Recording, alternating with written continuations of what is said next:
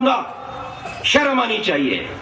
छोटे छोटे देश आतंकवाद को समझकर उन्होंने अपनी जनता की, अपनी संस्कृति की, अपनी भूमि की रक्षा की। मैं उदाहरण दे रहा हूं, तुरंत ध्यान दीजिए।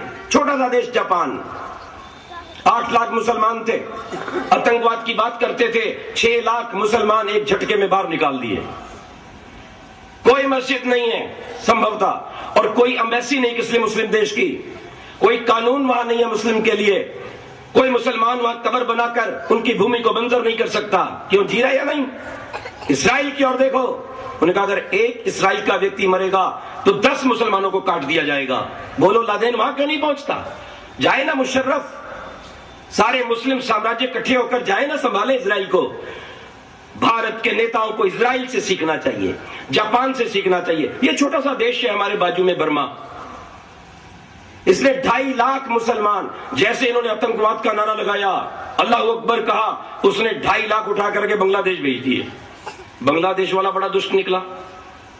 वैसे कुरान के नियम के अनुसार अगर किसी देश से इतने लोग चले जाएं तो उस दूसरे देश को इस्लामिक राज्य वाले को अपनाना चाहिए। इसने नहीं अपनाया, इसने वापस भेजा, जो नहीं गए गोलियों से भून दिया। तो बहुत से मुसलमानों की गोलियों से मारे गए। जो वापस पहुंचे, बर्मा वाले ने भी नहीं रखा, अपना कानून बिल्कुल पक्का कर लिया, वोट का अधिकार समाप्त कर दिया, सरकारी सुविधाओं को रोक दिया। वहां से मुसलमान भागकर मलेशिया आदि चले गए और आधे रास्ते में मर गए।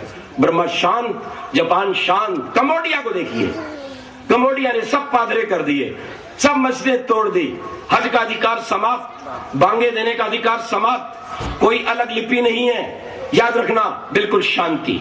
आइए आगे बढ़िए रूस की ओर। रूस को तोड़ने वाले यही थे, ये इस्लामिक गद्दार। आज रूस ने अपने यहां से हजारों मस्जिदों को बुलडोजर फेर के साफ कर दिया है, अनेकों को फांसी पर लटका दिया, गोलियों से भून दिया। कोई मुसलमान वहां उर्दू भाषा के अंदर अपनी भाषा नहीं लिख सकता, अरबी में नहीं लिख सकता, लिखनी है तो रशियन लिपि रहेगी। बिल्कुल ठीक बात, बिल्कुल ठीक बात। और केवल 1-2 मस्जिद रूस ने छोड़ी है, किसके लिए? कि जो बाहर से मुस्लिम देश के लोग आते हैं उनको खुश किया जा सके। हाँ भाई, तुम्हारी भी चीज रखी हुई है। बिल्कुल शांति कर दी रूस ने। आगे बढ़िए चीन की ओर चलता हूं मैं।